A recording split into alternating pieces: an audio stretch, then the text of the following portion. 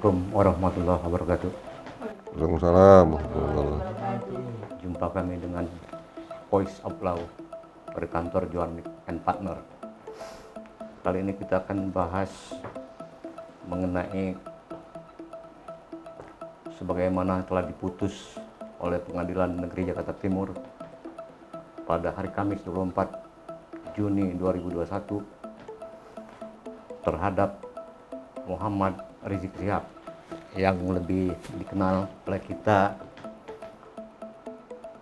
Habib Rizik. Kita sama-sama tahu bahwa putusannya menyatakan terdakwa HRS bersalah dan divonis 4 tahun. Kita tidak masuk ke dalam apakah vonis itu sudah tepat, apakah benar atau tidak. Tapi kita lebih mencermati pasal yang didakwakan, yang katanya terbukti itu, yaitu pasal 14 Undang-Undang Nomor 1 Tahun 1946 tentang Peraturan Hukum Pidana.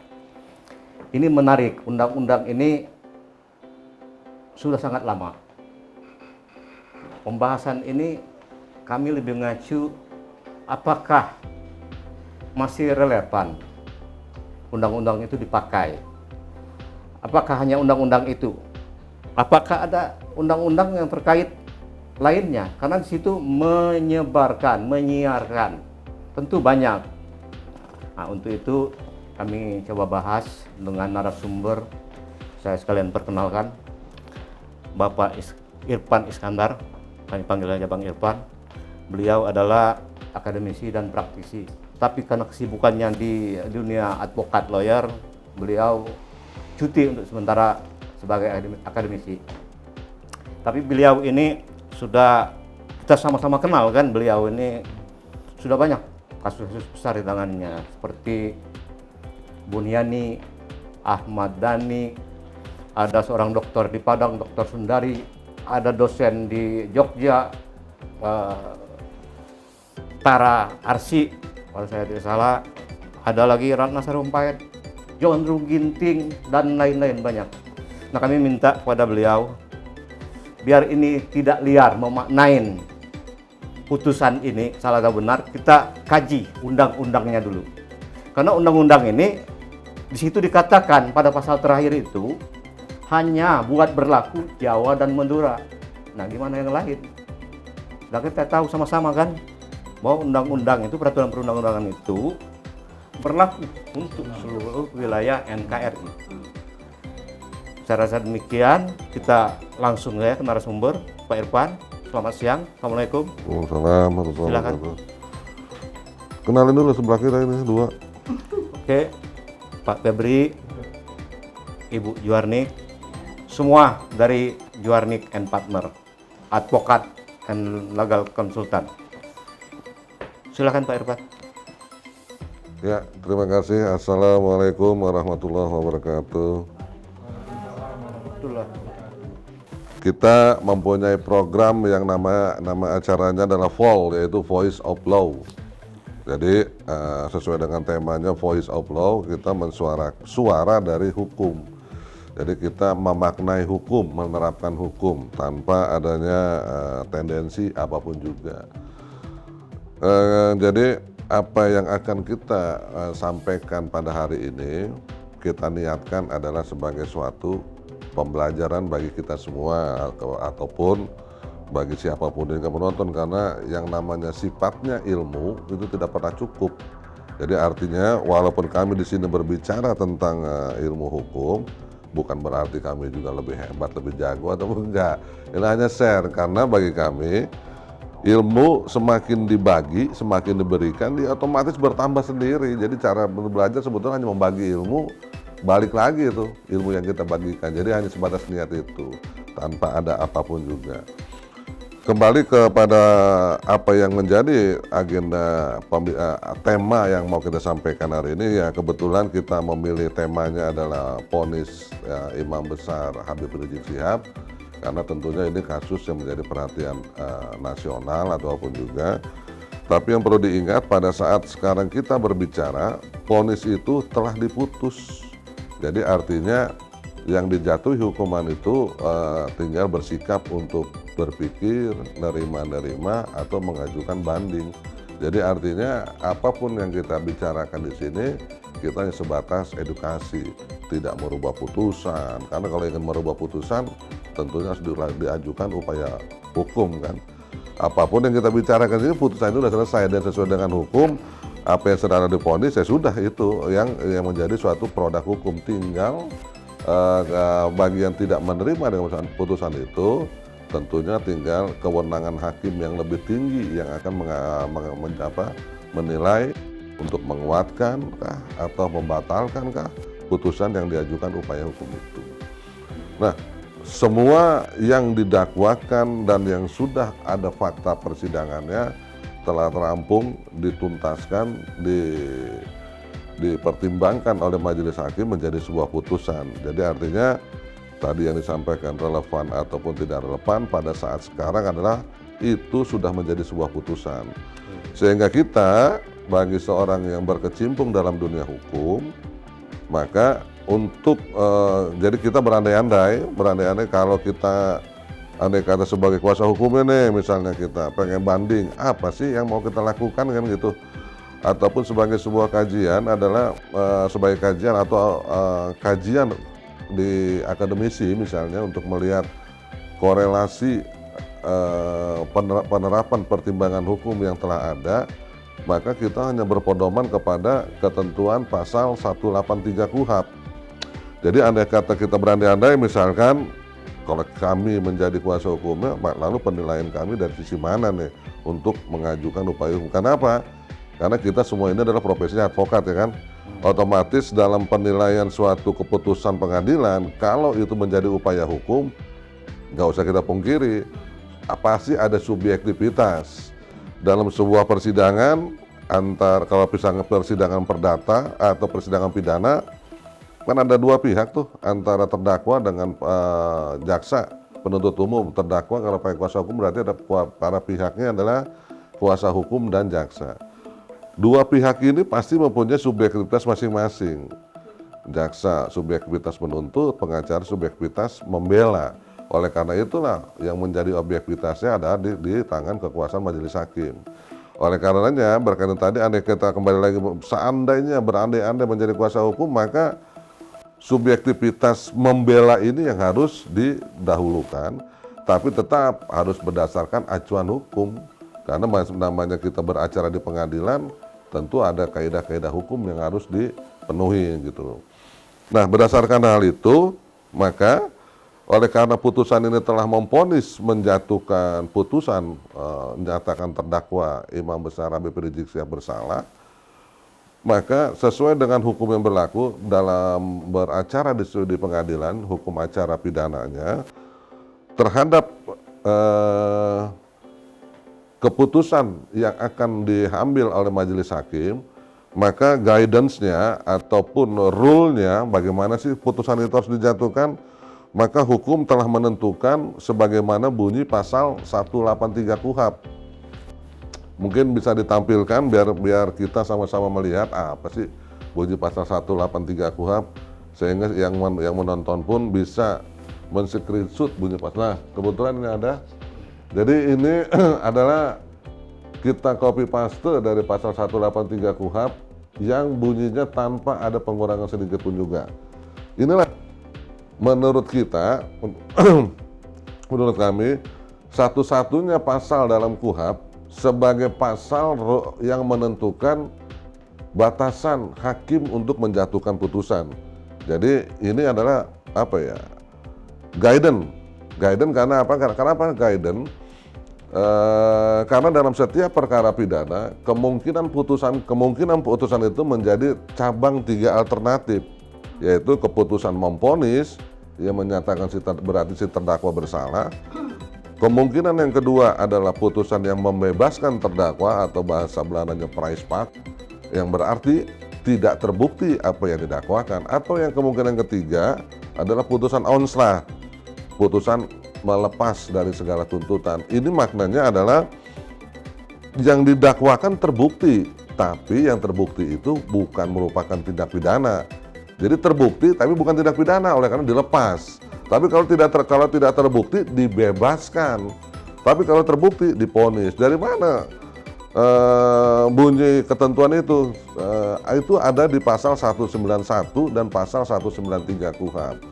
Jadi melihat runutan pasalnya, tadi saya sebut pasal 191, 193, pasal 91 itu mengenai putusan Price-Pak dan Onslah, itu berarti dia setelah pasal 183, artinya inilah induknya. Induk yang mengatur guidance untuk menjatuhkan. Yang akhirnya kalau guidance itu dilaksanakan, dipenuhi, keputusan itu menjadi 3 cabang. Keputusan memvonis terdakwa bersalah diatur dalam pasal 193. Keputusan yang membebaskan terdakwa diatur di pasal 191. Dan keputusan yang melepaskan terdakwa diatur dalam pasal 191 juga, hanya beda ayat. Lalu makna guidance-nya apa sih? Banyak di antara kita membaca sesuatu itu hanya dibaca bablas aja, karena sebetulnya menguasai hukum harus juga mampu dia memaknai tulisan, karena hukum itu hanya berisi tulisan.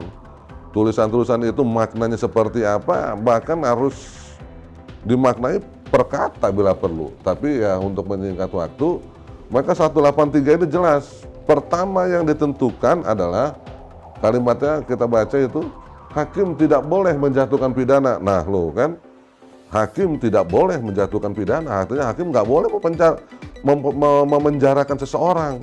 Itu bunyi undang-undang, bukan kata saya. Justru itu kalimat pertama, tidak boleh menjatuhkan putusan pidana, nggak boleh menjarain orang.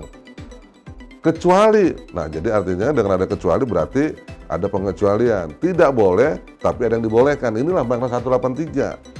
Sehingga akhirnya kita dapatin makna, tidak boleh hakim menjatuhkan pidana, tidak boleh hakim memenjarakan orang, kecuali. Berarti kalau kecuali dia boleh memidanakan. Kalau kecualinya tidak terpenuhi, maka tidak boleh. Lalu apa kecualinya? Kecualinya ialah dengan 2 alat bukti yang sah sekurang-kurangnya. Berarti batas minimumnya 2 alat bukti, nggak boleh 1 alat bukti. Kemudian alat bukti itu sendiri harus yang sah. Apa sih alat bukti yang sah? Alat bukti yang sah diatur dalam pasal 184 KUHP.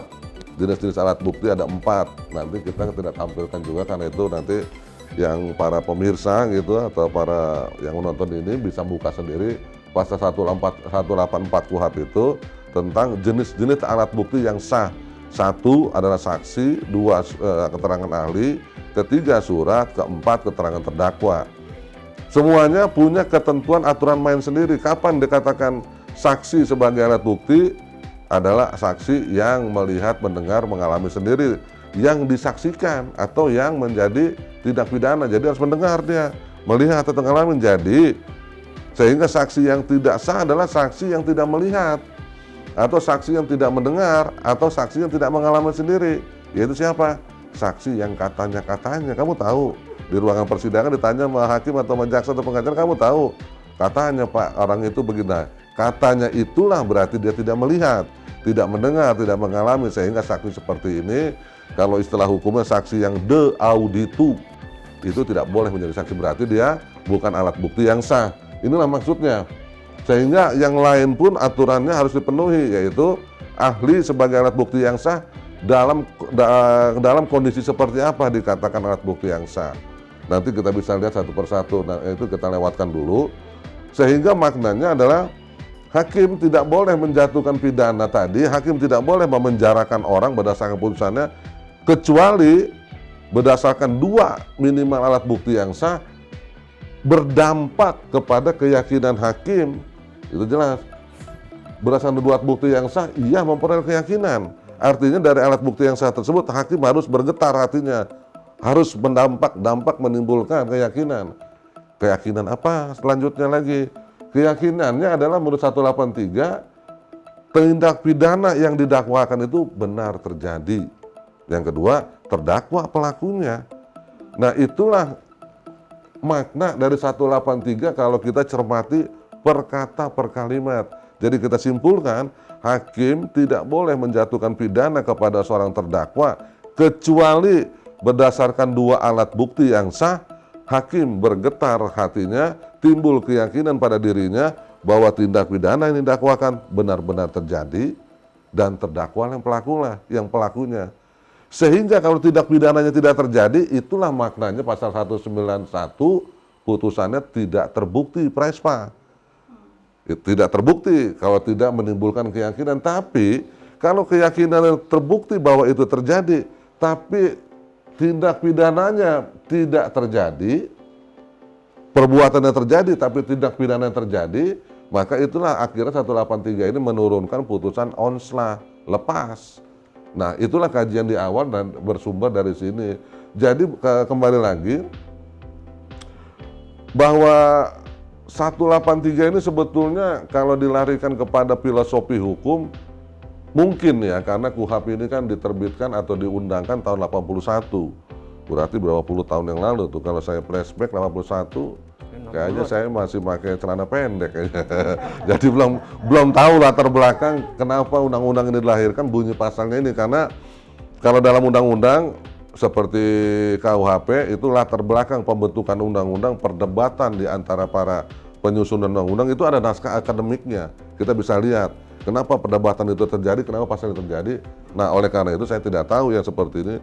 Tapi kalau dilarikan kepada filosofi hukum, kemungkinan ini adalah salah satu penerapan yang berbunyi filosofi hukumnya itu adalah lebih baik membebaskan 1000 orang yang bersalah daripada menghukum 1 orang yang tidak bersalah. Coba perbandingan, 1000 banding 1. Yang bersalah udah bebasin, walaupun dia udah bersalah. Tapi lebih baik dibebaskan saja daripada kita menghukum 1 orang yang tidak bersalah. Itulah makanya artinya kepastian hukum bagi seorang yang didudukan sebagai terdakwa dijamin kebenaran objektivitasnya melalui pasal 183 ini. Apa bukti jaminannya? Harus ada keyakinan. Harus ada keyakinan. Keyakinan itu nilai paling tinggi dalam setiap manusia. Kita beragama apapun juga harus punya hakul yakin. Bahkan ainul yakin yang lebih tinggi, yakin. Karena kalau pikiran ini akal, kita mengakal-akal. Keyakinan ini bicara kolbu, hati. Jadi melihat sesuatu pun juga harus yakin. Dan inilah yang diterapkan dalam 183, harus yakin dia bersalah.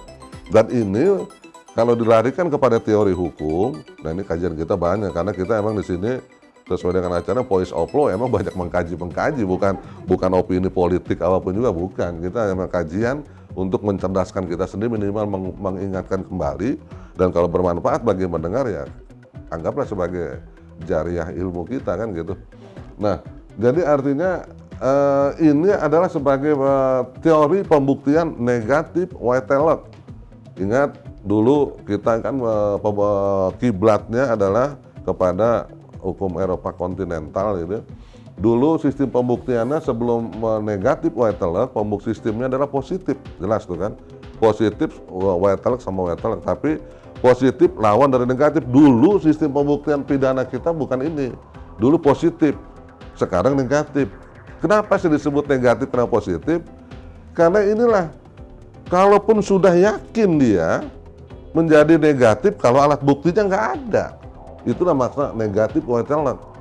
Misalnya apa? Misalnya itu tadi, kalau melihat kalau kita melihatlah sebagai salah satu ilustrasi ya, mungkin kalau dalam agama itu ada kisah Nabi Yusuf yang akhirnya mau disidangkan, akhirnya keyakinan itu tidak terbentuk karena apa?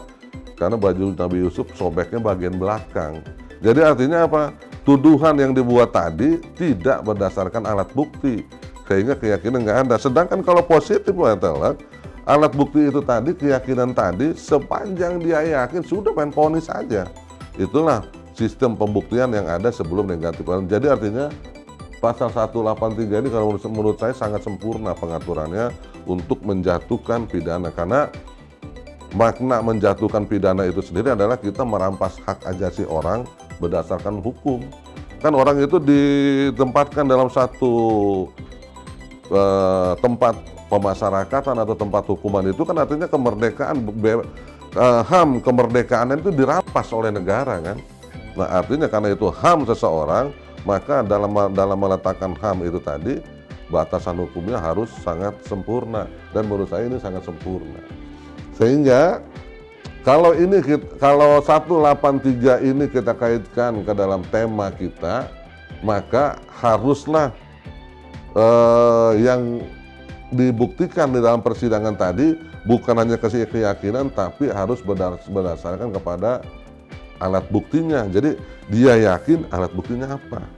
Nah, coba sekarang kita simak kajian kita berdasarkan fakta persidangan putusan itu yang kebetulan disiarkan oleh salah satu stasiun TV swasta. Coba mari kita simak. Menimbang bahwa yang dimaksud dengan menyiarkan menurut Kamus Besar Bahasa Indonesia adalah meratakan kemana-mana, memberitahukan kepada umum, dalam kurung melalui radio, surat kabar, dan sebagainya, tutup kurung, menyebarkan atau mempropagandakan, dalam kurung pendapat, paham, agama, dan sebagainya, tutup kurung, menerbitkan dan menjual, dalam kurung buku, gambar, foto, dan sebagainya, tutup kurung, memancarkan, dalam kurung cahaya, terang, dan sebagainya, tutup kurung, mengirimkan, dalam kurung lagu-lagu, musik, pidato, dan sebagainya. Menimbang bahwa dalam penjelasan pasal 14 Undang-Undang Nomor 1 Tahun 1946 tentang Peraturan Hukum Pidana, yang dimaksud dengan menyiarkan adalah artinya sama dengan verspreiden dalam pasal 171 Kitab Undang-Undang Hukum Pidana, yang dapat diartikan sebagai menyebarluaskan. Menimbang bahwa ahli Associate Profesor Dr. Andika Duta Bakhari, SPD, MH berpendapat bahwa menyiarkan adalah memindahkan informasi dari diri seseorang kepada orang lain, dan adanya perpindahan informasi tersebut tanpa harus melalui alat atau media informasi. Nah, coba cukup. Pertama gini, pada saat majelis hakim bermaksud merujuk kepada pengertian menyiarkan, nah ternyata kita dapat makna bahwa yang terjadi dalam perkara itu unsur yang ingin dibuktikan adalah salah satunya unsur menyiarkan yang terdapat dalam pasal 14 ayat 1 Undang-Undang Nomor 1 Tahun 46 tentang peraturan pidana. Tadi kita sama-sama dengar makna menyiarkan itu dirujuk oleh majelis hakim berdasarkan Kamus Besar Bahasa Indonesia dan juga ahli. Nah, ada kata-kata ahli. Oleh karena itu tadi kita stop karena apa? Kembali lagi kita ke pasal 183 KUHP yang tadi. Nah, kenapa kita tadi stop? Karena ternyata kalau kita simak, hakim mengutip salah satu ahli yang dipertimbangkan oleh majelis hakim menjadi sebagai alat bukti. Sebagai salah satu, berarti ada alat bukti lain sehingga memenuhi syarat minimal 2 alat bukti. Jadi alat bukti yang dikutip oleh majelis hakim dan dijadikan pertimbangannya ternyata pendapat ahli.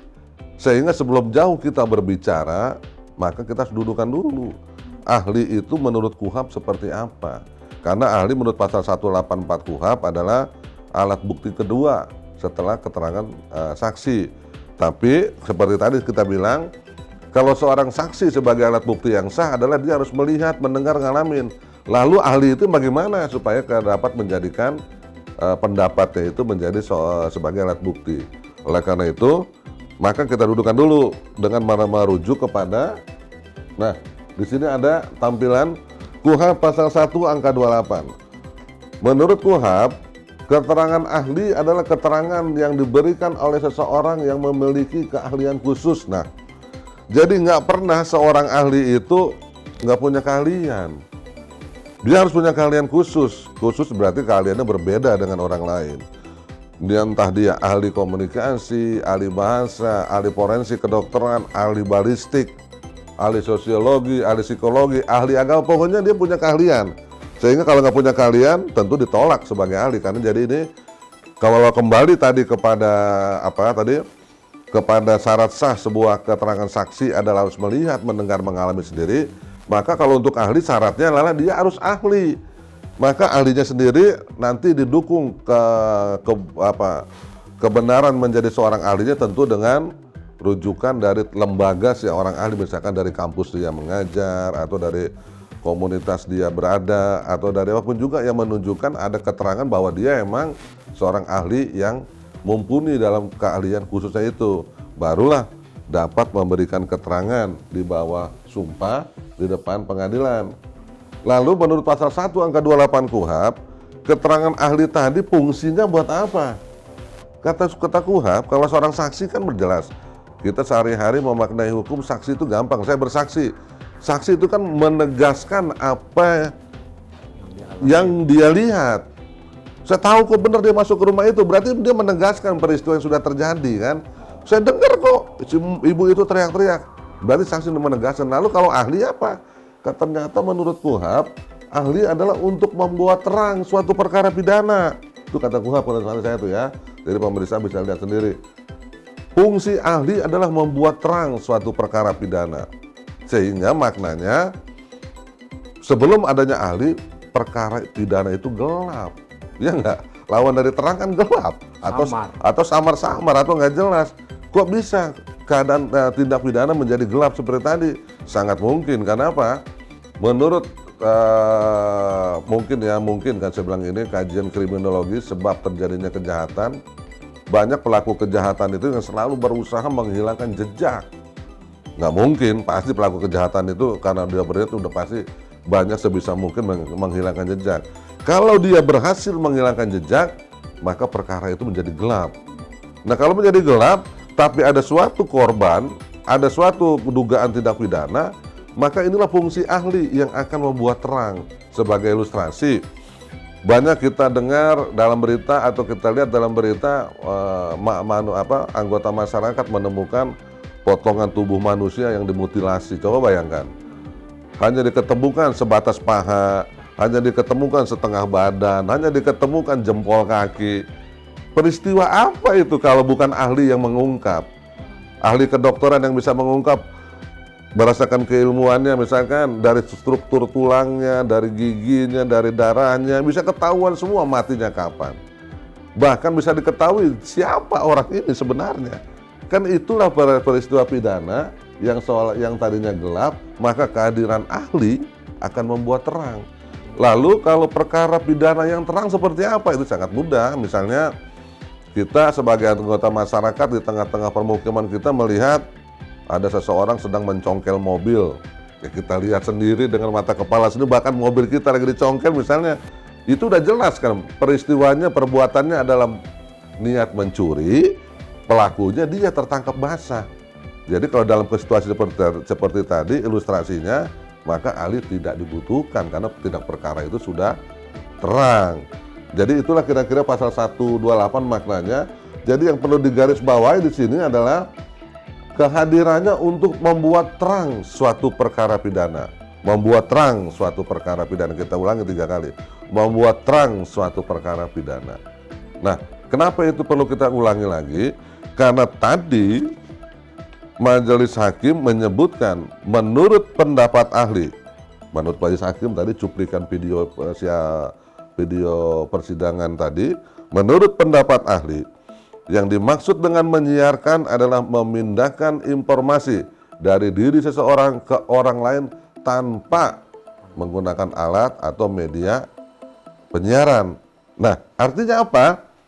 Itu adalah pendapat ahli yang dinyatakan di muka persidangan.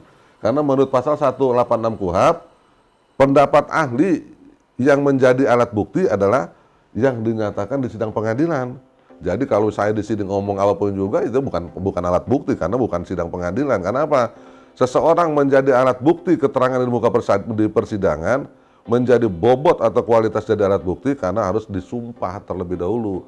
Dengan adanya sumpah, maka keterangannya harus objektif dan benar. Nah, kembali kepada tadi, yaitu dinyatakan menurut ahli menyiarkan adalah memindahkan informasi dari diri seseorang kepada orang lain tanpa menggunakan alat atau media penyiaran. Nah, itu yang dijadikan alat bukti oleh majelis hakim. pendapatnya tadi. Sehingga kalau diterapkan ke pasal 1, apakah itu sudah membuat terang suatu tindak pidana? Pasal 1 menentukan, pasal 1 angka 28. Pendapat ahli itu berguna untuk membuat terang suatu tindak pidana. Kalau menurut saya tentunya belum, karena ahli baru berpendapat makna menyiarkan, yang merupakan unsur perbuatan dari pasal yang didakwakan. Makna, apa sih menyiarkan? Tapi menyiarkan itu dikaitkan dalam tindak pidana apa yang didakwakan, tentunya makna tadi harus diterapkan ke dalam surat dakwaan dan juga fakta-fakta persidangan.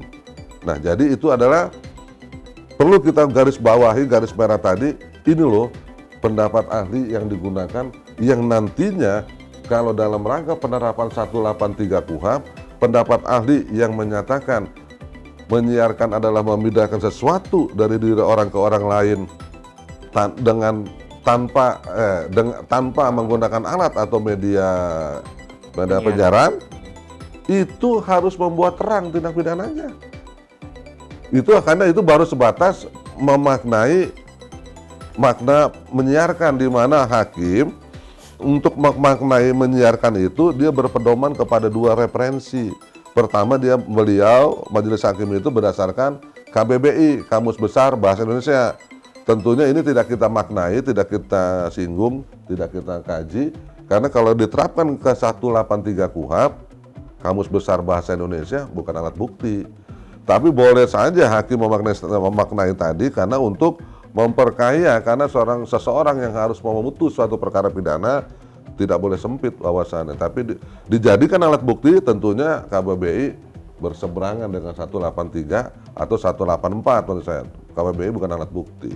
Oleh karena itu yang kita stressing. Pendapat ahli yang diadop oleh majelis hakim adalah pendapat ahli menyatakan menyiarkan adalah memindahkan informasi dari seseorang kepada orang lain tanpa menggunakan alat atau media penyiaran. Nah, sampai di sini tentunya harus dirunut terus implementasinya kepada fakta-fakta persidangan, sehingga seharusnya pendapat ahli tadi telah membuat terang suatu tindak pidana, sehingga kapasitas ahli yang hadir, kualitas pendapatnya telah memenuhi pasal 1 angka 28, sehingga dia baru berfungsi sebagai alat bukti. Tapi kalau belum sampai ke sana ahli menerangkan, sehingga apa yang disampaikan oleh ahli tadi menurut saya belum memenuhi unsur pasal 1 angka 28. Karena apa? Karena baru sebatas mengenai perbuatan menyiarkan. Belum ada pendapat dari ahli pendapatnya dia tadi bagaimana korelasinya dengan fakta persidangan. Sebagai misalnya gini, kalau ada suatu peristiwa pembunuhan yang berceceran darah dalam satu ruang, tentunya kan ada dua subjek atau lebih pemilik darah itu. Entah darah itu darah si korban atau juga bisa darah si pelaku kalau si korban melakukan perlawanan sebelum ketemunya ajalnya dia. Sehingga pemisahan darah yang sama-sama merah, yang bentuknya juga sama-sama cair, kemudian berdasarkan keahlian kedokteran forensik ataupun ahli apapun juga bisa diurai. Ini darah si pelaku, ini darah si korban. Itu ahli yang membuat terang suatu tindak pidana. Tapi kalau baru ahli itu baru menjelaskan bahwa DNA manusia berdasarkan ini, belum diterapkan kepada darah yang ada di lapangan, itu baru sebatas teori, sehingga belum membuat terang suatu tindak perkara pidana. Nah, sehingga kembali setelah kita mendengarkan tadi, maka dalam rangka melakukan suatu kajian yang komprehensif sampai tuntasnya putusan itu, maka harus didengar pertama bagaimana penerapan pendapat ahli tadi ke dalam fakta-fakta yang terungkap di persidangan. Nah, coba kita dengar slide berikutnya. Pemberitahuan garing pernyataan yang disampaikan oleh terdakwa melalui video dengan judul Testimoni IBHRS untuk pelayanan RS ini adalah terlalu dini dan mengandung kebohongan karena tidak sesuai dengan fakta yang sebenarnya. Karena terdakwa sudah tahu dirinya reaktif COVID-19 garing probable COVID-19, namun terdakwa tetap menyampaikan pernyataan garing pemberitahuan melalui video tersebut dengan mengatakan, kita sudah rasa segar sekali. Alhamdulillah, hasil pemeriksaan semua baik dan mudah-mudahan ke depan sehat walafiat. Oke. Cukup. Kenapa kita cukup? Karena jelas tadi kita sama-sama dengar ada diulang dua kali terdakwa menggunakan video. Kenapa ini menjadi stretching atau perhatian kita? Ingat, kembali ke 183 KUHP lagi. Ini adalah tadi proses perolehan keyakinan hakim. Alat bukti alat bukti ahli yang diadop oleh hakim diterapkan ke dalam fakta persidangan. Itu dalam rangka berdasarkan minimal 2 alat bukti. Alat buktinya adalah ahli. Sehingga kembali kepada pasal 1 angka 28 tadi, balik ke 128. Tadi udah kita ulas sebelumnya, secara singkat kita ulang lagi. Ahlinya harus ahli, dibuktikan dengan dari lembaga kampus supaya dia pendapatnya mempunyai kualitas ahli. Kemudian tujuannya membuat terang. Kemudian selanjutnya pendapat ahli yang dikutip adalah tadi kita ulangi ya. Menyiarkan adalah memindahkan informasi dari diri seseorang kepada orang lain tanpa menggunakan alat. Telah ada cross menurut saya. Tanpa menggunakan alat, tapi tadi kita dengar dengan video. Bertentangan berarti itu. Cross kalau menurut saya. Cross antara artinya gini, ahli menjelaskannya tanpa dengan alat. Tapi fakta persidangan ternyata terdakwa menggunakan video. Sehingga telah ada silang. Sehingga artinya untuk membuat terang suatu perkara pidana nggak sesuai pendapat ahli ini. Kenapa tidak sesuainya? Bukan karena tidak sesuai kemampuan ilmunya yang masih kurang atau wawasan sempit, tapi tidak sesuainya karena pendapatnya itu tidak diterapkan lebih dahulu ke dalam faktanya. Karena yang disampaikan tadi adalah pendapat mengenai makna tentang menyiarkan. Makna menyiarkan, bahkan kalau menurut KBBI tadi kita dengar ada dengan radio, televisi, percetakan, buku, lagu, kaset, berarti itu kan menyiarkan dengan alat menurut KBBI. Nah sehingga di sini udah ada pendapat lagi. Sehingga kenapa sih kira-kira seperti tadi pendapat ahli memaknai menyiarkannya tadi adalah tanpa menggunakan alat? Coba kita lihat unsur pasal dakwaannya, yaitu pasal 14 ayat 1 14 ayat 1 Undang-Undang Nomor 1 Tahun 46. Nah, inilah pasal 14 ayat 1 yang didakwakan kepada terdakwa dalam persidangan, dan ini juga lah yang dibuktikan berdasarkan putusan yang telah diputus kemarin, dinyatakan terbukti. Kita lihat, barang siapa dengan menyiarkan, ada kalimat menyiarkan. Selebihnya, kalimatnya adalah tentang objek. Menyiarkan apa? Objeknya berita atau pemberitahuan bohong. Berarti dalam pasal ini yang menjadi kalimat predikatnya, kalimat yang mengandung perbuatan adalah menyiarkan. Sedangkan objeknya adalah berita atau pemberitaan bohong. Inilah mungkin yang dimaknai, mungkin kami ulang lagi mungkin, ahli mengartikannya memindahkan informasi dari satu pihak ke pihak lain tanpa menggunakan alat, karena dalam pasal ini tidak disebutkan dengan menggunakan radio, televisi, kaset, segala macam, sehingga ahli memaknai yang tadi. Sementara ini justru pasal yang didakwakan kepada terdakwa yang fakta persidangannya tadi kita ulang 2 kali menggunakan video. Sehingga menurut saya ada persilangan antara pendapat ahli dengan fakta persidangan. Sehingga artinya kalau terjadi persilangan tadi 183 KUHP tadi guidance untuk menjatuhkan putusan perkara pidana tadi tidak terpenuhi kalau menurut saya. Karena apa? tidak timbul keyakinan. Bagaimana timbul keyakinan? Berbeda kok antara yang diberikan pendapat oleh ahli dengan faktanya. Sehingga seharusnya tidak menimbulkan keyakinan. Sehingga kalau tidak menimbulkan keyakinan, tadi tidak boleh menjatuhkan pidana dalam penerapan 183-nya. Nah, menarik juga bagi kita terlepas dari tadi gitu ya. Kenapa menyiarkan yang ada di dalam pasal 14 ayat 1 ini dimaknainya berbeda dengan oleh ahli? Karena apa? Karena juga sekarang kita perlu tahu pada saat sekarang telah ada undang-undang, yaitu Undang-Undang Nomor 32 Tahun 2002. Coba ditampilkan. Nah, ini dia. Jelas disebutkan Undang-Undang Nomor 32 Tahun 2002 tentang penyiaran. Tadi unsur pasal yang dibuktikan menyiarkan. Jadi artinya seharusnya makna menyiarkan tadi harus Mengacu ke ke sini kalau menurut saya. Karena apa?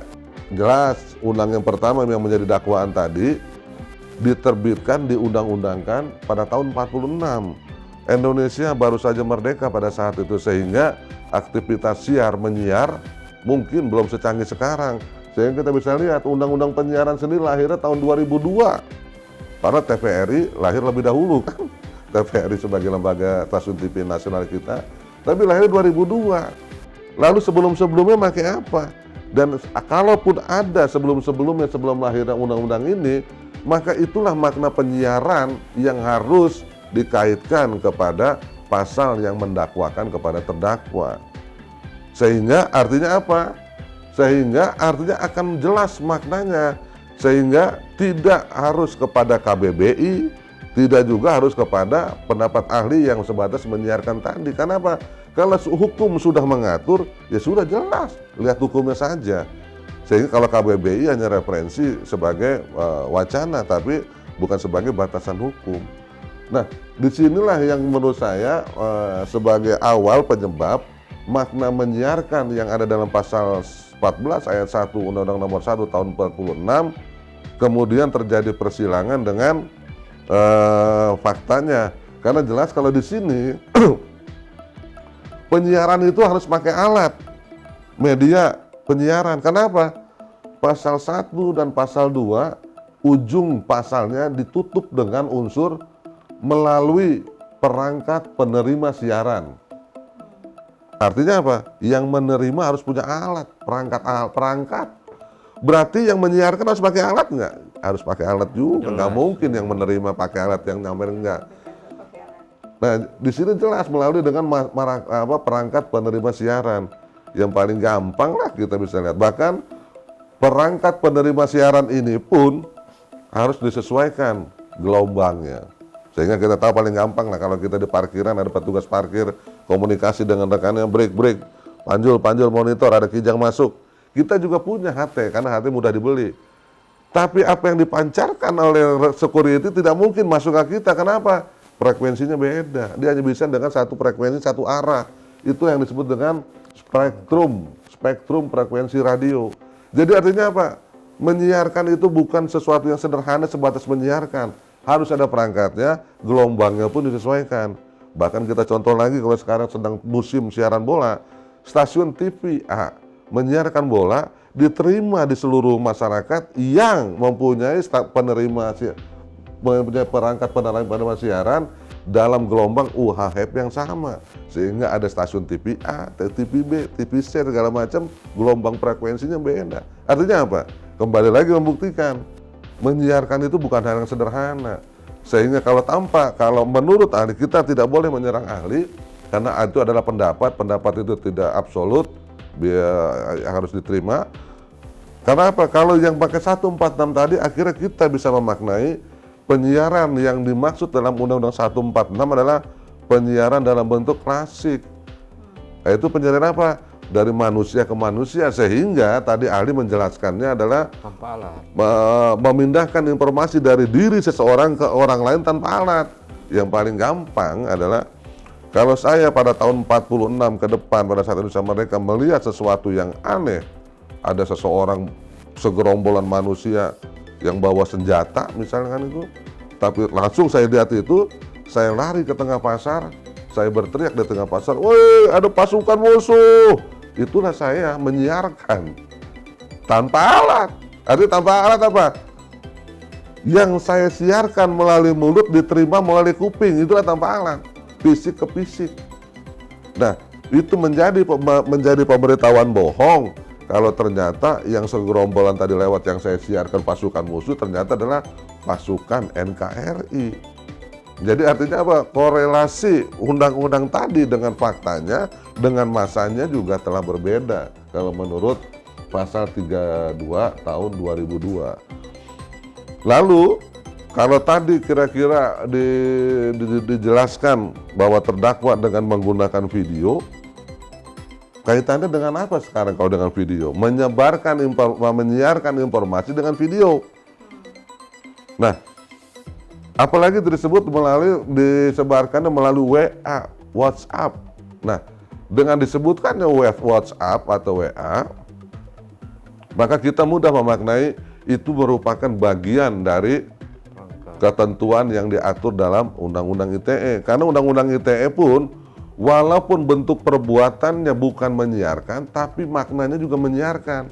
Coba kita tampilkan Undang-Undang ITE pasal 27 ayat 3. Undang-Undang ITE ada dua, 11 tahun 2008 dan 19 tahun 2016. Di Undang-Undang 19 tahun 2016, di dalam penjelasan pasal 27 ayat 1, itu merumuskan 3 bentuk perbuatan dalam konteks Undang-Undang ITE, yaitu distribusi, transmisi, dan membuat dapat diakses. Dalam korelasi unsur menyiarkan, kita fokus saja kepada perbuatan distribusi. Mari kita lihat sama-sama. Yang dimaksud dengan mendistribusi adalah mengirimkan dan atau menyebarkan informasi elektronik dan atau dokumen elektronik kepada banyak orang atau berbagai pihak melalui sistem elektronik. Disebarkan. Ada kalimat menyebarkan berarti maknanya menyebarkan. Yang tadi sejalan dengan makna KBBI tentang menyiarkan, meratakan ke seluruh pihak. Artinya apa? Ada 3 undang-undang yang mengatur tentang bentuk, dalam tanda kutip, bentuk perbuatan menyiarkan. Menyiarkan tanpa alat 146, menyiarkan dengan alat dengan menggunakan spektrum frekuensi darat, laut, udara, diatur dalam Undang-Undang Penyiaran 32 tahun 2002, menyebarkan dalam konteks Undang-Undang ITE, diatur dalam Undang-Undang ITE. Yang disebarkan pun beda-beda. Kalau dalam Undang-Undang ITE yang disebarkan adalah informasi elektronik. Nah, ini juga yang harus kita sampaikan kepada masyarakat. Jadi tidak ada menyebarkan dalam Undang-Undang ITE itu menyebarkan hoax, menyebarkan hate speech, menyebarkan pencemaran nama baik, menyebarkan apapun juga, nggak ada. Ini bunyi undang-undang. Yang ada adalah menyebarkan, sebagai contoh ya, pasal 27 ayat 3, menyebarkan, mendistribusikan dan atau mentransmisikan dan atau membuat dapat diakses informasi elektronik dan atau dokumen elektronik yang bermuatan. Nah, jadi yang tadi hoax, hate speech, segala macam itu konten. Sedangkan yang disebarkan selalu dia kalau konteksnya Undang-Undang ITE, yang disebarkan atau yang didistribusikan harus informasi elektronik dan atau dokumen elektronik. Yang paling gampang begini. Pada saat seseorang mengirimkan pesan WA kepada saya melalui Japri atau melalui grup, konten itu nggak selalu berhasil. Saya tahu kontennya apa. Di saat mana? Di saat saya nggak punya duit, nggak punya paket. Dikirim itu gambar muter aja, sampai kecolok begini juga muter nggak kebuka. Atau saya berada di lokasi yang jauh, yang tidak ada sinyal, sinyal internet. Atau yang ketiga, saya duit punya, sinyal ada, tapi baterai saya lowbat. Walaupun si pengirim mengirim centang ke saya. Itu artinya apa? Kembali, yang disiarkan tidak langsung bisa diterima. Karena apa? Harus pakai alat. Tergantung kesiapan alatnya, tergantung infrastruktur alatnya. Tapi kalau yang disiarkan tanpa alat, saya menyampaikan via mulut, maka akan didengar oleh manusia yang mendengar informasi saya dengan kuping. Itulah yang tanpa alat. Nah, jadi atas dasar itu semua, sekarang kita udah kaya tentang menyiarkan ada 3 bentuk. dalam undang-undang diatur masing-masing. Sehingga kalau tadi kata majelis hakim terdakwa dengan menggunakan video menyiarkannya, kemudian ahli tadi jelas menggunakan tanpa alat, maka di situ telah terdapat persilangan menurut saya. Persilangan sehingga antara yang menjadi alat bukti bahwa memindahkan informasi dari diri seorang kepada orang lain tanpa alat diterapkan ke dalam fakta yang di persidangan tidak terdapat korelasi. Mungkin sementara itu dari teman-teman, kalau ada yang mau disampaikan sebagai feedback, timbal balik, pertanyaan, ya mari sama-sama kita diskusikan. Tadi kita sama-sama penjelasan tadi Bang Irfan sangat lugas, tuntas menjelaskan peraturan perundang-undangan. Nah, dari penjelasan tadi ada yang menarik. Terjadi miss tadi antara keterangan ahli yang dipakai dasar untuk menghukum itu lebih dominan keterangan ahli. Tadi ahli sudah dibahas, bagi kita jelas. Yang mudah-mudahan buat masyarakat juga semakin mengerti. Dan ini menurut kita nih sebagai praktisi hukum, atas keterangan ahli, pertimbangan tadi, penjelasan, di situ tidak digunakan ya dua undang-undang, mestinya itu oleh penegak hukum, baik itu penasihat hukum, jaksa, hakim, bahkan ahli berpendapat dengan acuan itu. Menurut kita dua undang-undang itu terlewatkan ini. Satu Undang-Undang 32 2002 tentang penyiaran. Yang kedua Undang-Undang ITE 19 tahun 2016. Jadi gimana nih Bang Irfan ya? Saya kan ini banding nih, putusan belum ingkrah. Adalah tepat ini dasar untuk mengkritisi majelis hakim tingkat pertama ini untuk banding bahwa ini ada kekeliruan. Gimana pendapat Bang Irfan ini? Coba. Ya. Jadi karena kita di sini adalah sebagai pengamat, artinya kita bukan kuasa hukumnya dan juga tidak terlibat langsung, kita hanya berusaha mengkaji keilmuan. Kita hanya mengkaji keilmuan karena seperti saya bilang tadi, ilmu tidak pernah cukup. Kebetulan ini ada perkara tingkat nasional, kita mencoba mengkaji, ya kan? Yang perlu diingat dari yang tadi telah kita sampaikan adalah bahwa kajian kita hanya tentang satu unsur, yaitu menyiarkan. Kita kembali ke pasal 14 ayat 1. Jadi kita tadi hanya melakukan mencoba menyikapi untuk keilmuan kita tentang unsur menyiarkan.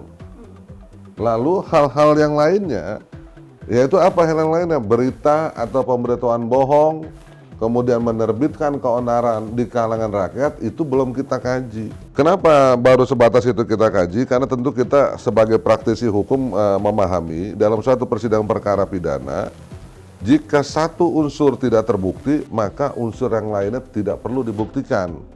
Jadi di atas dasar itulah kita belum masuk kepada unsur-unsur yang lain. Tentunya yang terlibat dalam perkara persidangan itu, yang hadir dalam persidangan itu mungkin akan lebih komprehensif pemahamannya tentang unsur-unsur yang lainnya yang ada dalam pasal 14 ayat 1, apalagi dikaitkan dengan dakwaan yang didakwakan itu pasal 14 ayat 1 junto pasal 55, pasal penyertaan dalam suatu tindak pidana. Nah, kita juga belum. Nah, kenapa kita masuk ke sini? Karena itulah yang menjadi ketertarikan kita. Ketertarikan kita tentang bentuk menyiarkan yang awalnya adalah kita berawal dari ini undang-undang udah terlalu lama 146. Tapi ternyata sangat bersesuaian karena masih diterapkan setelah 46 sampai 2021 75 tahun. Sementara yang kita tahu sifat undang-undang adalah selalu ketinggalan zaman. Itu sifat hukum, sifat undang-undang. Hari ini dibuat, 5 tahun lagi perlu disesuaikan. Sebagai contoh tadi, Undang-Undang ITE diterbitkan 11 2008 diterbitkan, 2016 keluar revisinya, artinya 8 tahun yang dulu diterbitkan, 8 tahun udah mengalami penyesuaian, udah nggak sesuai, perlu dikurangi, perlu ditambah, itulah yang saya bilang hukum ketinggalan zaman. 11/2008 diterbitkan Undang-Undang ITE, kemudian 2016 keluar revisinya. Tapi ternyata Undang-Undang 146 ini udah 75 tahun kalau nggak salah hitung, 46 tambah 75, 2021 masih relevan. Dan itu artinya menjadi ketertarikan kita.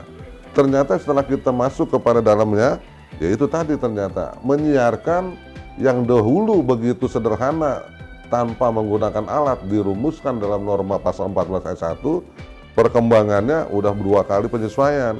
Ada yang dalam bentuk undang-undang penyiaran dan ada yang dalam bentuk undang-undang ITE yang makna salah satu perbuatan mendistribusinya adalah menyebarkan, yang menyebarkan juga berarti bermakna menyiarkan. Karena informasi itu tersebar ke seluruh pihak. Itu siapa? Kalau misalkan paling gampang mendistribusi itu adalah kalau kita berada dalam satu grup WA. Begitu di ending ke grup WA, seluruh anggota grup itu menerima itu tadi, arti tersebar ke seluruh lebih dari satu. Artinya itu kan menyebarkan juga, menyiarkan juga kan. Atau juga Facebook.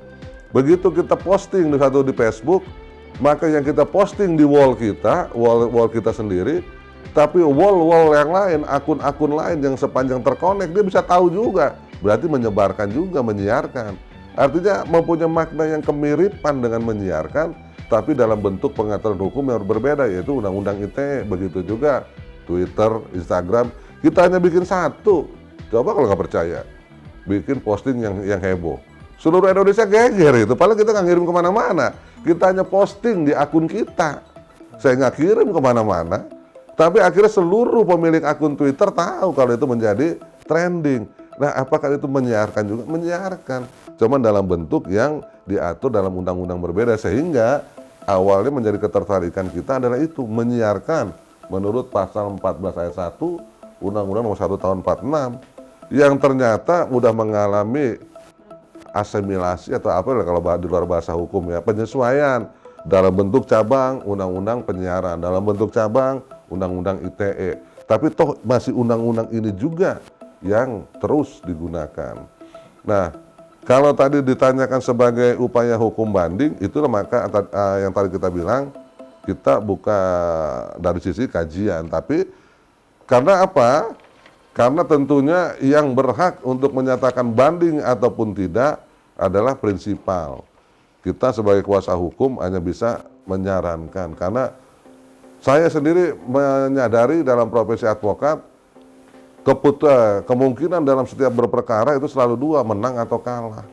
Menang atau kalah selalu apapun juga putusannya berdampak kepada si prinsipal atau terdakwanya sendiri. Sedangkan kita selalu mengupayakan. Jadi artinya mungkin itu bisa lebih tepat kalau kepada yang prinsipal atau terdakwanya atau kuasa hukumnya. Kalau kita di sini hanya sebatas kajian melihatnya 183 KUHP bagaimana sih ya gitu. Karena apa? Advokat tentu dalam setiap bekerja menjalankan profesi seperti di awal pembicaraan tadi, ada subjektivitas membela. Sehingga objektivitasnya kadang-kadang kita lalai. Oleh karena itulah kita mengkaji untuk mendudukan apakah subjektivitas membela kita ini diiringi juga dengan objektivitas. Itulah yang disimpulkan sendiri oleh yang mendengar gitu, atau yang menonton, kira-kira begitu. Baik rekan-rekan, Ibu Juwarni, Febri, Pak Irfan sendiri, dengan penjelasan tadi, memang hukum itu ya panjang penjelasannya, tapi saya pikir udah cukup jelas, terang. Nah, mungkin nanti Bang Dir, Bang Irfan Iskandar bisa menyimpulkan sedikit dari obrolan kita tadi. Silakan, Bang Irfan. Ya, terima kasih. Sebetulnya apa yang mau kita konklusikan ini hanya sebatas share aja ke pengkajian kita. Bahwa jikalau kita berperkara ke dalam suatu pengadilan, perkara pidana, perdata, maka harus yang diingat oleh kita adalah kita ini, kita masuk sebuah sistem. Maka penuhilah sistem itu insya Allah menang perkara itu. Tapi sistem tidak dipenuhi, maka ada yang bolong sistem itu, kita akan kekalahan. Jadi ukuran kita selalu objektivitas hukum, yaitu hukum acaranya. Jangan terbawa-bawa di luar objektivitas hukumnya. Karena apa? Jelas hukum menentukan dakwaan adalah yang harus dibuktikan. Dakwaan terbukti vonis, dakwaan tidak terbukti bebas, dakwaan tidak terbukti lepas. Jadi dakwaan itu harus dicermati, kemudian penerapan 183 tadi harus disederhanakan sehingga dengan demikian 80% sistem kita beracara di peradilan udah kita kuasain gitu. Jadi konklusinya adalah kita harus bersistem kalau kita beracara di pengadilan. Kira-kira begitu aja. Baik, terima kasih Bang Irfan. Sama-sama. Kesimpulannya tadi semoga tercerahkan buat kita ibu-ibu. Ya. Makin jelas Pak Febri, Bu Ani, jelas. Untuk pemirsa juga semoga dapat memahaminya. Demikian program Voice of Law dari Juwarnik and Partner Legal Consultant and Advocate. Jangan lupa tonton program-program kami selanjutnya. Terima kasih. Wassalamualaikum warahmatullahi wabarakatuh. Waalaikumsalam warahmatullahi Terima kasih, Pak. wabarakatuh. Siap. Pakai masker. Prokes.